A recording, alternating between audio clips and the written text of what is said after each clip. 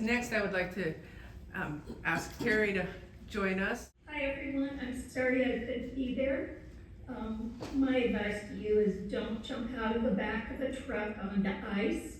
Because that's where this all started. But it was at a wild horse sanctuary. We were doing supplemental feeding, so there is that.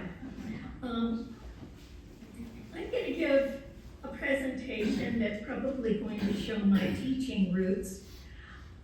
I started paying attention to wild horses as a very young child, just like Ashley. I did write letters for Wild Horse Annie's Children's Campaign, and like many of you, I did not outgrow my love for horses. I just have always cared about them. I want to show you a tiny video, and you'll see that I'm going to be talking about sustainability, but sustain has a bunch of different meanings.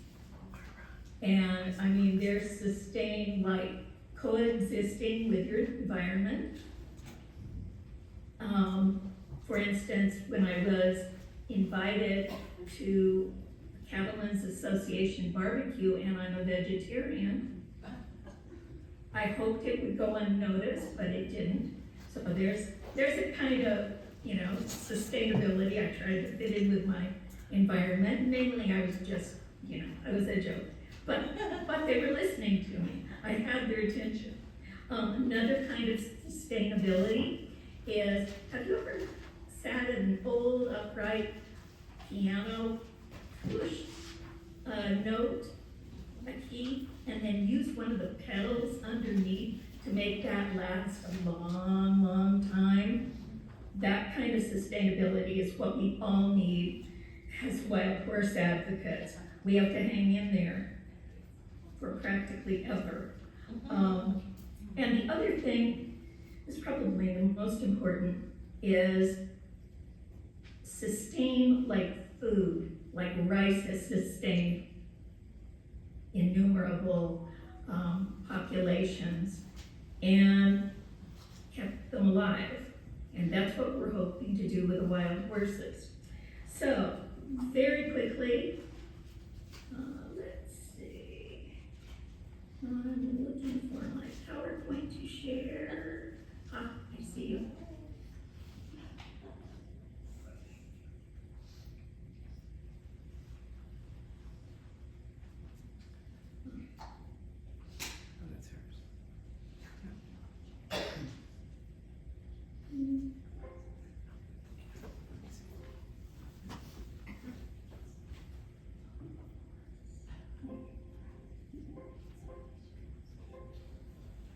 Okay, I'm going to call in my tech expert. Don't try to turn his lights down.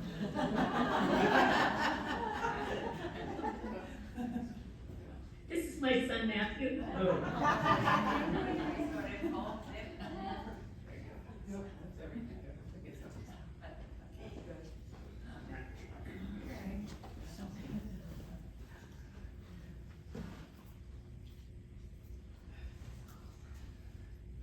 Okay, this is me at the start of my wild horse campaign, taking notes out on the range. This is the real Phantom Stallion. I write the Phantom Stallion books for kids.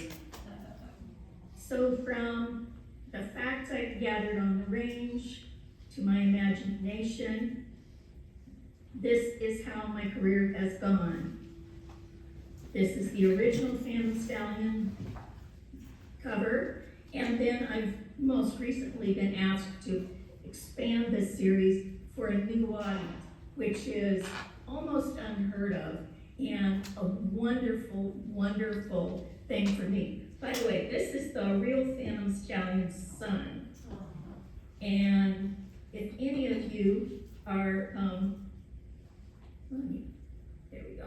If any of you are familiar with Palomino Armstrong, who rescues endangered foals, wild foals, she talked the owner out of selling him to slaughter. And, so he's living a happy life wherever Palomino has her horses. Right now, he's out in the middle of Nevada. All right. One way I have sustained my career is by picking a number of angles to look at wild horses.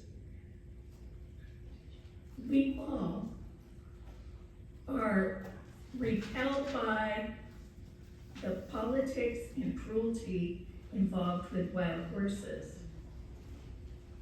But we can't only focus on that, or we're going to lose people.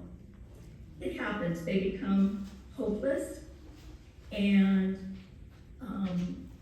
they don't know what they can do about it. So what I'm going to talk about today is, what can anyone do about it?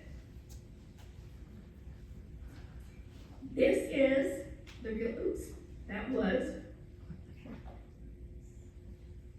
the real Phantom Stallion. I found out about him after I'd been writing the books for a year or two. But he was gathered very close to where those of you who went on the tour yesterday, or the day before, were. He was near Dayton, Nevada.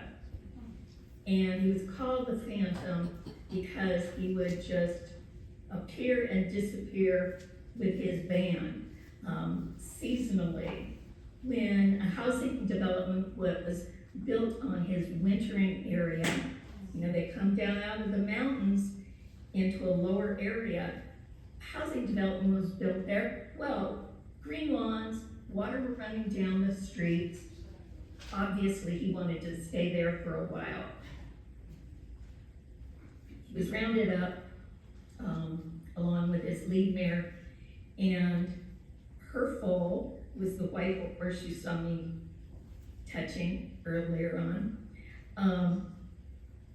And this story hit the news wires and went nationwide, worldwide in some cases, because it was about a fictional horse coming to life. And that's the way it was presented. So, what I would like you to do when you're talking about wild horses, if you're interested in having an impact, is think about, number one, your skills. What do you have to offer the wild horses? I'm an educator, I'm a writer, and I'm a translator, not a language, but I can usually read science and mungle it around so that kids or adults can understand it. So what are your skills? Right now, I know that we have a civil engineer working with wild horses, and he goes out to talk to BLM and ranchers about their water systems. Could I do that? No way in the world.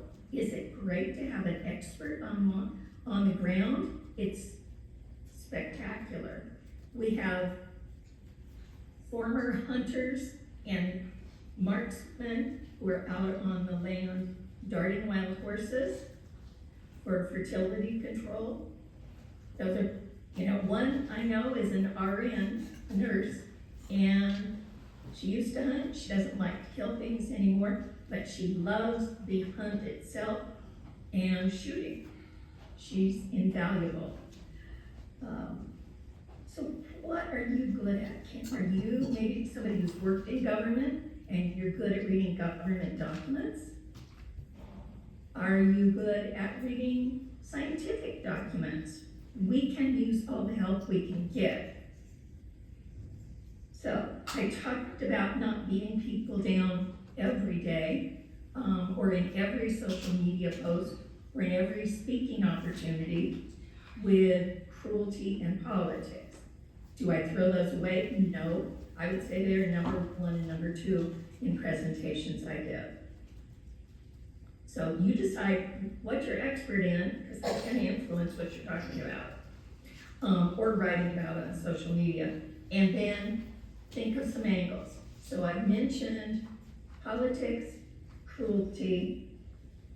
In addition, science, and science covers so much. We're talking about wild horse behavior, habitat, family dynamics,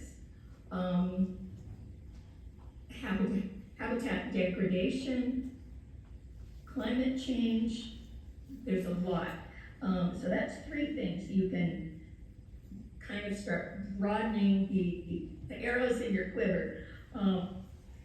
Children, as Ashley said, when kids care about wild horses, kids are naturally kind of empathetic. And we can show the world how they're working with wild horses. I'll talk about more at the very end of my presentation. Let's see. And the 5th one I would say is history. Not just the history of the wild horse movement to protect them, starting in the 50s, but the history of the horse. All right, so let's take a look at some quick examples. And in your head, think about how you might do a social media post, a letter to the editor, a letter to your member of Congress, using one of these angles. For instance, this is a picture of a lead mare leading a band across a stream, a river, and natural place to talk about wild horse behavior and dynamics. A lot of people are only thinking of the stallion. The stallion is the boss, that's it. No, we can talk about mares. We can talk about what happens when a lead mare is rounded up. This one is one of my dirty little secrets. People look at this picture, and think, oh, isn't that cute? In fact, the ahs always come through. Actually, these 2 stallions are looking at the beginning of a stud pile, which is where stallions poop to kind of mark their territory. Okay, that kind of humor and turnabout will get your audience listening. They've heard the cruelty, they've heard the politics.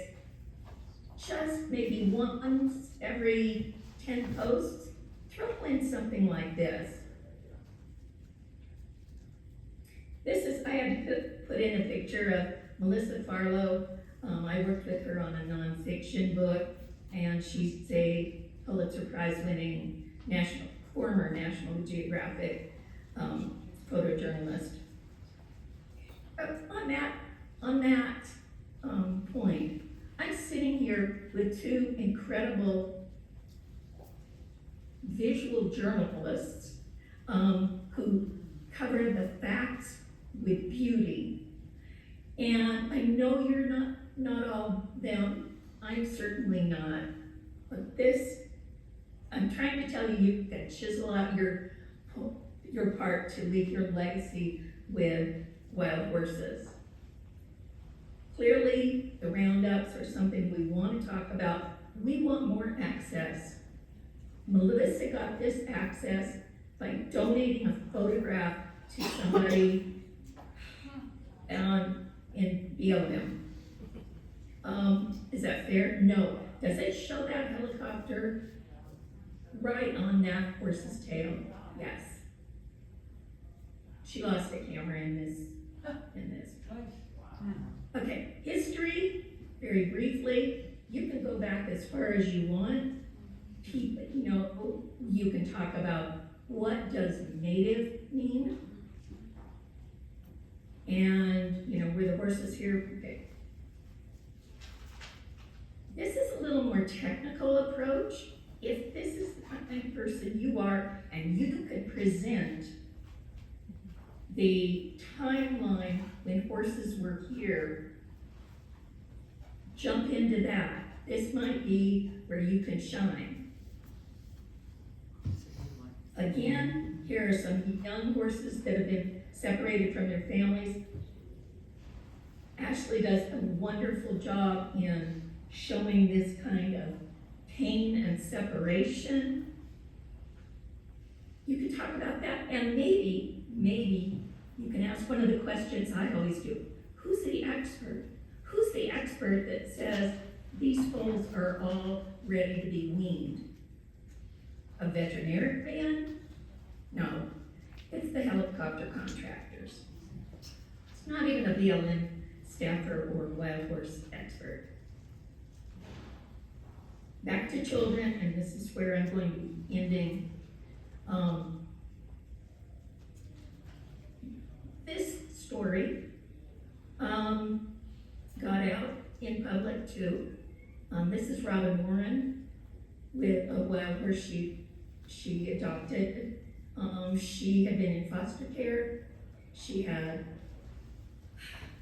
suffered what she saw as the same plight as wild horses, being abused by people who were supposed to be protecting her. And her voice was very valuable. If you know about Velma Johnston, you know she included kids. Actually, she started having real success when she included kids in Congress. Skip that one. That one. These these twins, did a wild horse project for their bat mitzvah, and they went into elementary schools, going down even lower than teenagers and growing our audience for empathy and conservation at a young age. Young man in Congress, talking about wild horses.